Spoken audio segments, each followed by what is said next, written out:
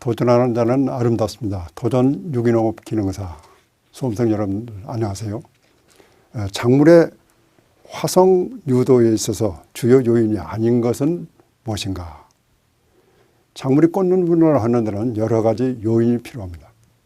예를 들어서 호르몬, 그리고 영양 상태, 또 빛 이런 것들이 필요하지만 수분은 직접적인 관련이 없습니다. 그래서 정답은 3번이 되겠습니다. 두 번째, 비료를 만들어진 원료에 따라서 분류한 것 중에서 틀린 것은 어느 거냐. 자, 식물성 비료, 퇴비와 구비. 구비는 소, 돼지를 기를 때 깃으로 집어넣어주는 하나의 두엄 형태가 되겠죠. 이런 것은 식물성이 되겠죠. 요소, 질소질 비료 중에 요소라든가 염화칼륨, 염화칼이라고 얘기를 하죠. 이런 것은 화학 비료가 되겠습니다. 그래서 이건 무기질 비료죠. 어분, 골분, 이건 동물의 뼈를 가지고 만들기 때문에 이건 동물성 비료에 해당이 됩니다. 하지만 유한, 초안, 이거는 화학 비료 중에 질소질 비료를 지칭하는 내용이 되겠습니다. 문항에서는 인산질 비료로 표기가 됐기 때문에 아닌 것은 인산질 비료 4번 항이 되겠습니다. 도복의 유발 요인으로 거리가 먼 것은 도복, 쓰러지는 것이 도복이라고 그러죠. 자, 비료를 많이 준다든가 아니면은 밀식을 해가지고 또 병충해 걸리게 되면은 벼가 아는 작물이 쓰러지게 됩니다. 또한 품종에 따라서 키가 장간종, 키가 크게 되면은 장간종, 키가 크게 되면은 이게 바람이라든가 아니면 기상 요건에 따라서 이게 넘어지죠. 또 키가 단간종, 키가 짧게 되면은 그만큼 견디는 힘이 강해지죠. 그래서 품종에 따라서 유전 형질이 다르기 때문에 그거는 영향이 있지만은 문항에서 보면 배수, 물을 빼주게 됩니다. 물이 침수가 되게 되면은 물이 잠겨지게 되면은 이게 연약하게 자랍니다. 작물이. 하지만은 이걸 배수, 물을 빼주게 되면은 벼라든가 모든 작물이 강건해지죠. 예를 들어서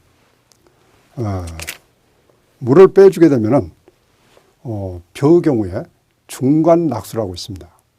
벼를 심어가지고 새끼, 참새끼가 있고 헛새끼가 있죠. 유효분을, 무효분을. 근데 헛새끼는 이걸 치면은 이게 이삭이 나오지 않기 때문에 그걸 헛새끼를 칠 필요가 없겠죠.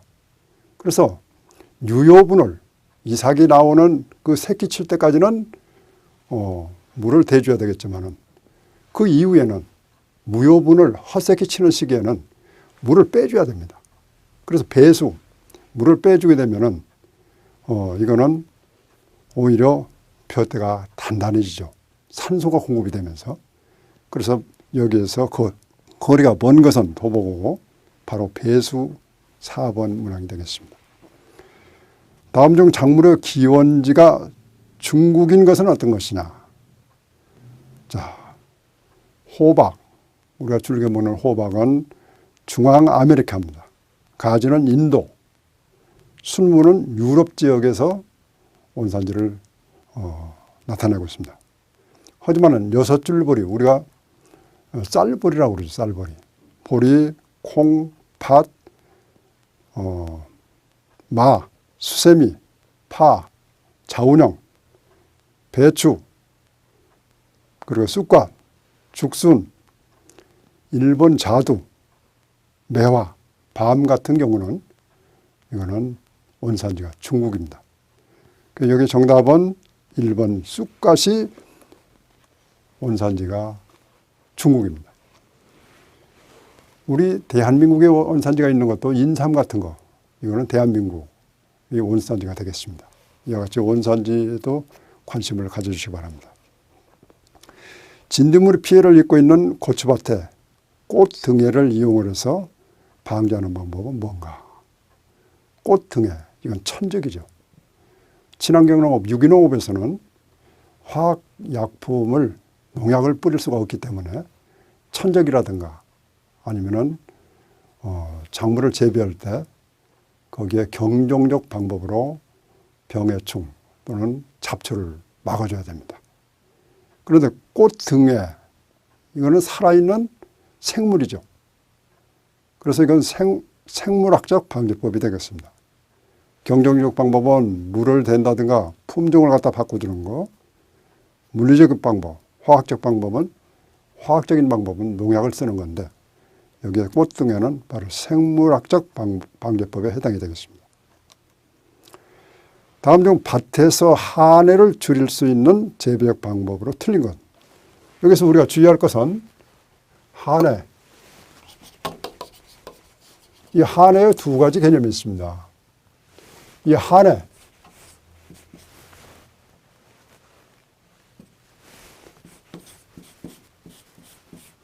한해가 있고 그 다음에 한해가 두 가지 유형이 있습니다. 한해.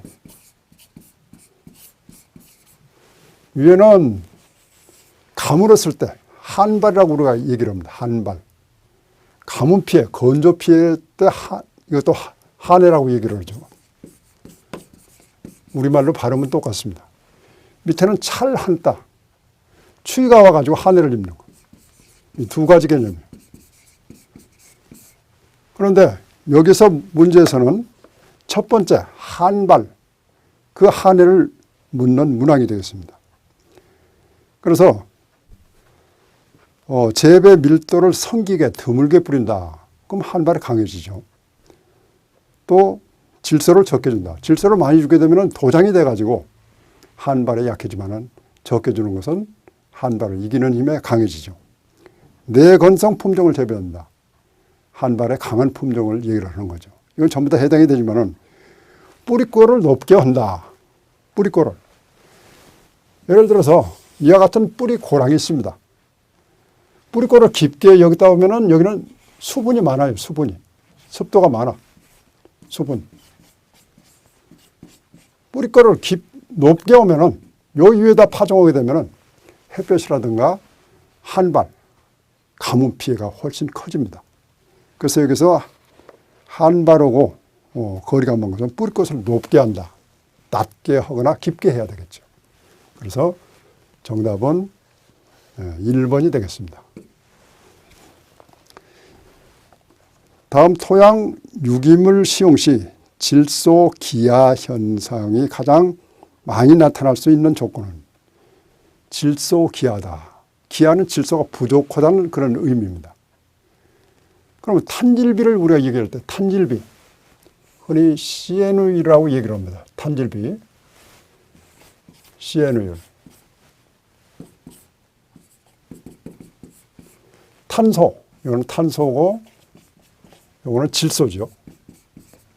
탄질비, 탄질률 이렇게 있을 때 질소 비율이 높게 되면은 탄질비는 오히려 낮아지겠죠. 하지만 질소 양이 적어. 제가 예를 하나 들겠습니다. 자, 탄소가 100이요. 100인데 질소가 100이다. 그러면 탄질비는 1이 되겠죠. 근데 탄소가 100인데 질소가 1이요. 그러면 반대로다가 탄질비는 100이 되겠죠. 이와 같이 질소가 많으면 많을수록 탄질비는 반대로 낮아지고 질소 양이 높아지게 되면 탄질비는 낮아지는 것입니다. 그래서 여기서 질소 기하 현상, 질소가 부족하다. 부족한 현상이 나타날 수 있는 것은 반대 개념으로 탄질비가 높은 4번 탄질률 30% 이상. 예를 들어서 탄질비가 50 이상이다. 그러면 50 이상이 되겠죠. 그래서 질소가 적을수록 탄질률은 높아져서 질소 기하 현상이 커진다. 작물의 생존 연한에 따른 분류 방법으로 틀린 것은 작물을 1년생 작물이 있고 그 다음에 2년생 작물이 있고 그 다음에 월년생 작물. 가을에 종자를 파종해서 겨울을 넘기고 나서 그 다음에 출수 기하가 되는 것이 월년생입니다. 이와 같이 세 가지로 분류를 하는데 3년생 작물은 여기 해당이 되지 않습니다. 토양의 삼상과 거리가 먼 거, 토양 삼상. 토양 삼상은 고상, 고상. 고상은 흙이나 바위가 되겠죠. 돌. 그 다음에 액상. 액상은 물이죠. 기상은 공기.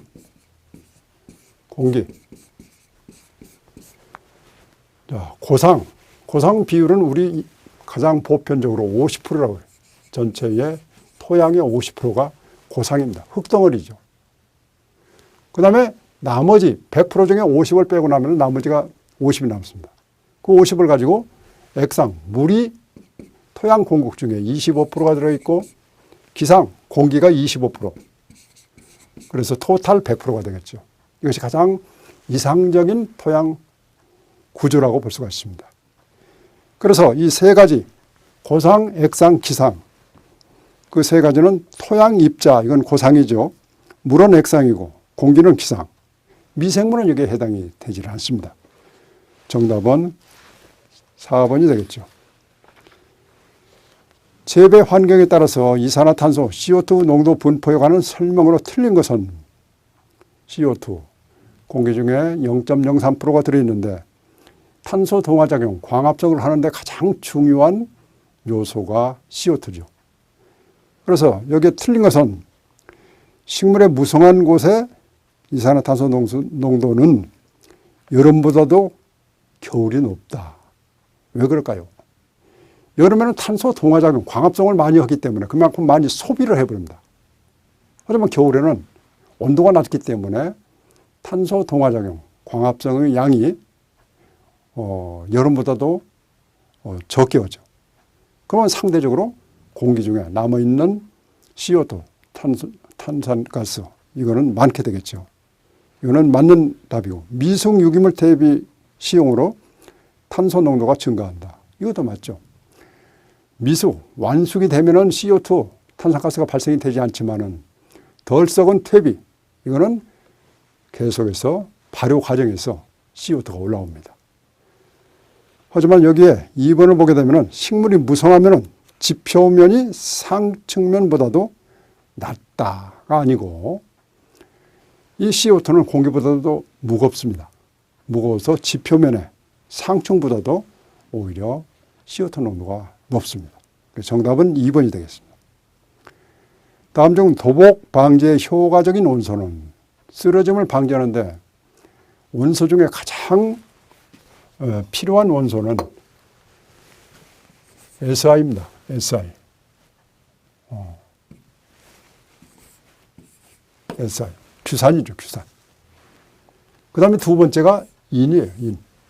가장 중요한 것은 규산이고 두 번째는 인인데 주어진 양식에서는 여기에 규산이 없기 때문에 바로 인이 정답입니다.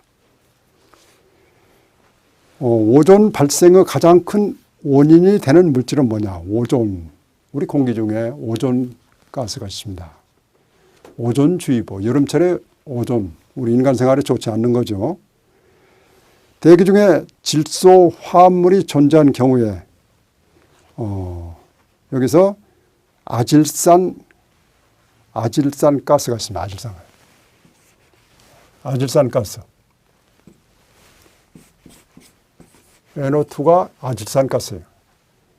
NO2가 공기 중에 태양열을 받게 되면은 이게 분해가 됩니다. 분해. 광분해라고 그래요. 질소하고 그다음에 산소가 분해가 되는데 이 산소가 여러 개가 모이면 O3가 돼요. 이게 오존가스가 되는 겁니다. 그래서 여기에 정답은 이산화질소가 되겠습니다. 3번에 탄산가스, 그 다음에 HF, SO2 이건 해당이 안 되고 3번에 이산화질소. 대기의 주요 성분 중에서 농도가 5 내지 10% 이하가 되거나 또는 90% 이상으로 과포화가 상태가 되면은 인간이 호흡에 지장을 받는 거. 그건 산소죠, 산소. 산소가 공기 중에 약 20% 내지 21%가 들어있습니다. 하지만 우리가 그걸 직접 느끼지 못해서 그렇지 대단히 중요한 원소가 되지만은 만약에 공기 중에 산소 양이 5%이라도 줄어든다. 그럼 우리가 고산에 등산할 때 높은 산에 올라가게 되면은 산소 부족으로 해서 헐떡거리게 되는 거죠. 고산증이라고 얘기를 합니다. 산소 부족. 그렇다고 산소를 과량으로 많이 90% 이상 집어넣어도 똑같은 생리적인 부조화 현상이 일어납니다.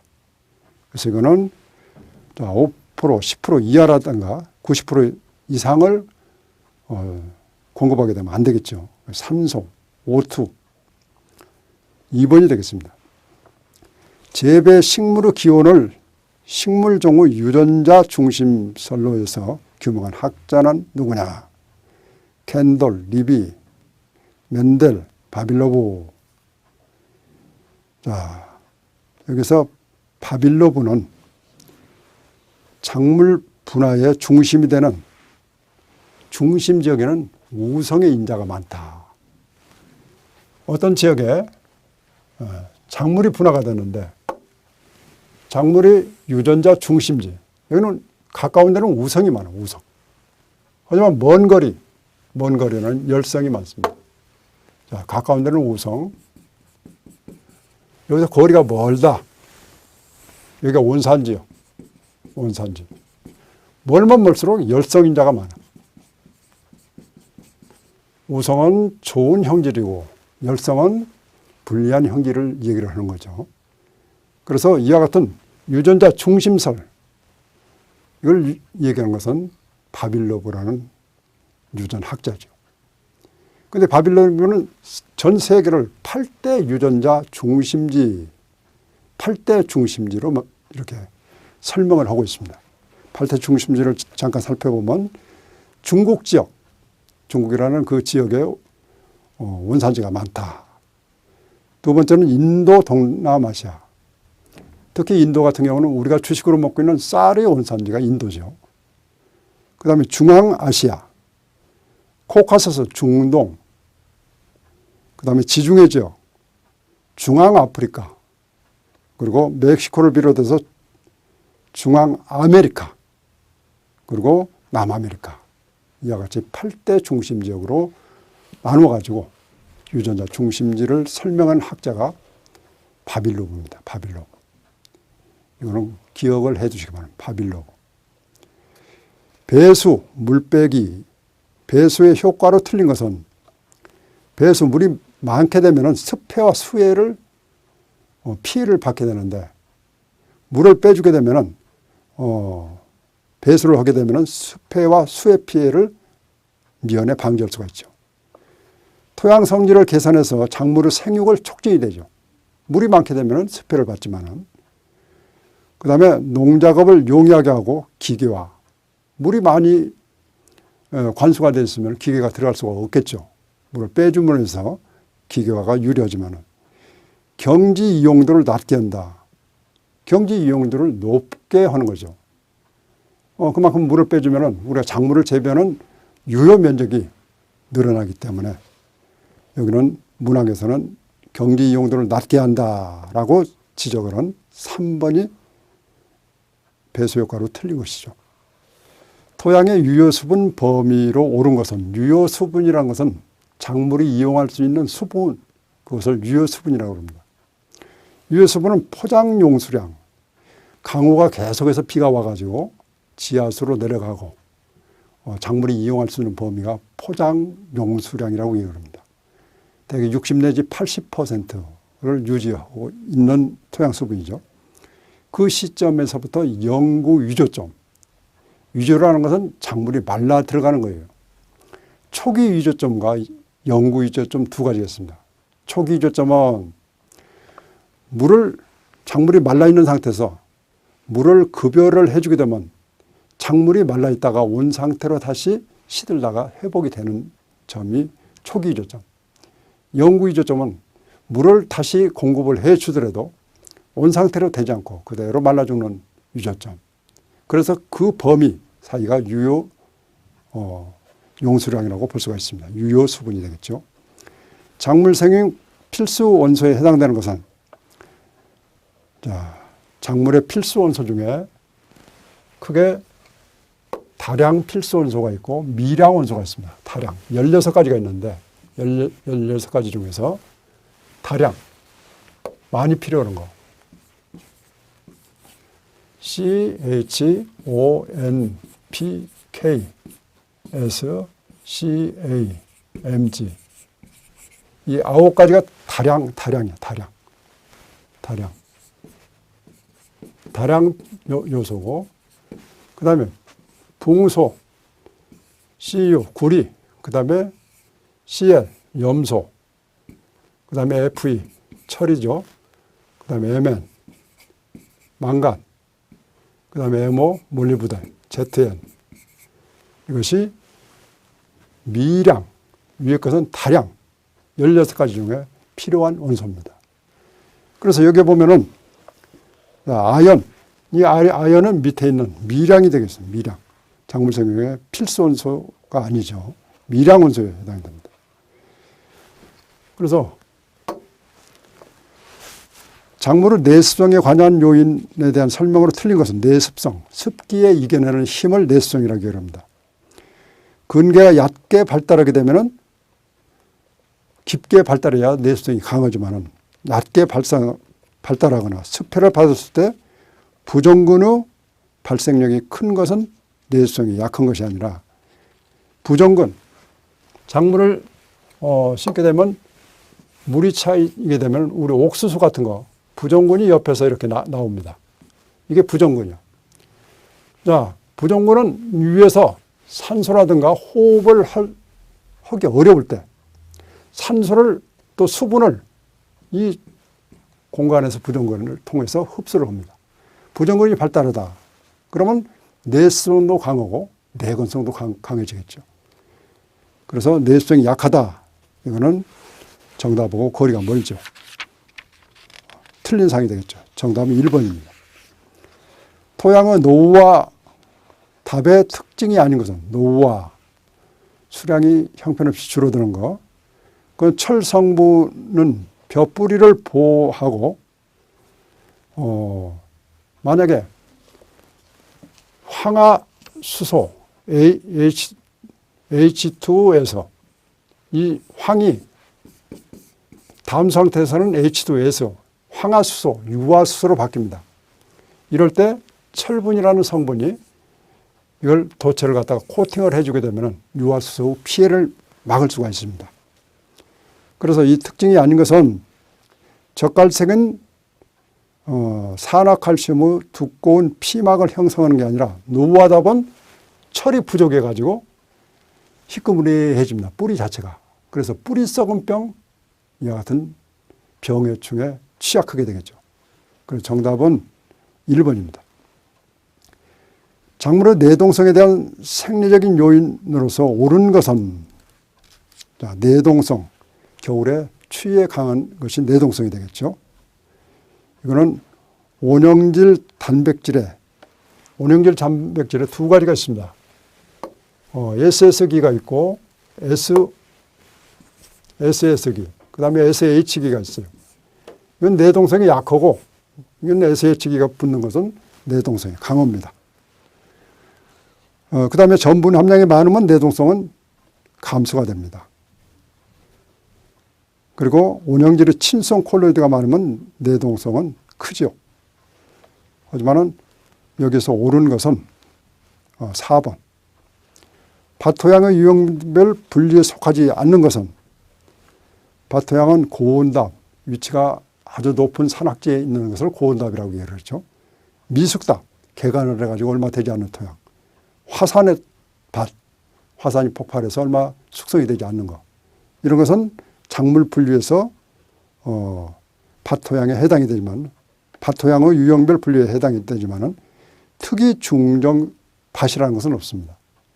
특히 산성 토양 하면은 논토양에서 경상남도 김해 지역에 나타나는 pH가 2.5, 3.5 이런 형태로 낮아지는 특이 산성 토양은 있지만은 특이 중성밭은 없습니다.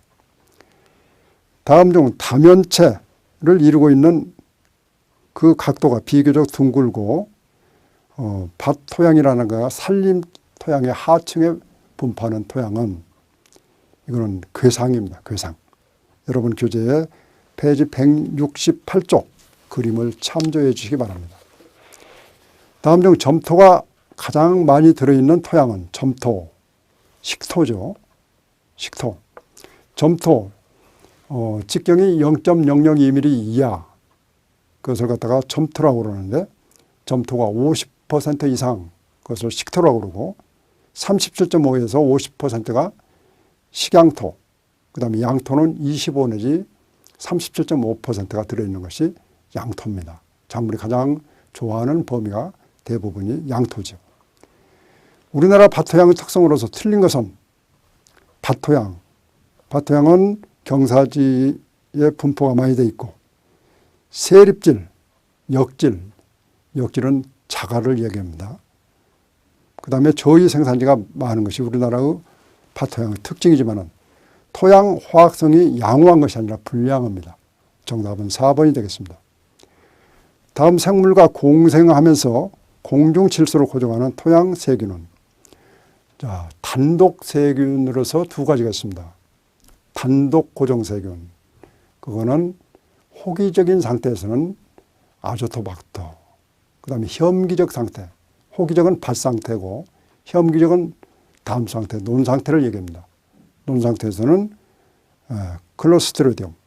하지만 공생으로 공중질소를 고정하는 것은 리조비움이죠. 단독이 아니고. 인산의 고정에 해당되지 않는 것은 인산 고정. 철과 인산이 인산염으로 침전된다든가 점토 광물에서 고정을 한다든가 교질밀이 알루미늄에서 고정이 되지만은 여기 중성 토양에 의한 고정은 되질 않습니다. 그래서 정답은 2번이 되겠습니다.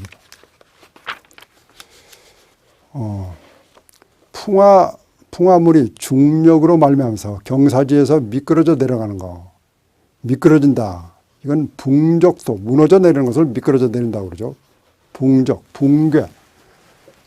우리 한문에서 보면은 붕자를 무너진다, 붕괴한다, 붕적도.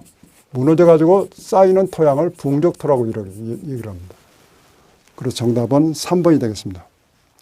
토양 단면의 골격을 이루고 있는 기본 토층은 토층 중에서 무기물 토양은 뭐냐? 토양을 보게 되면은 A층이 있고 그 다음에 B층이 있습니다.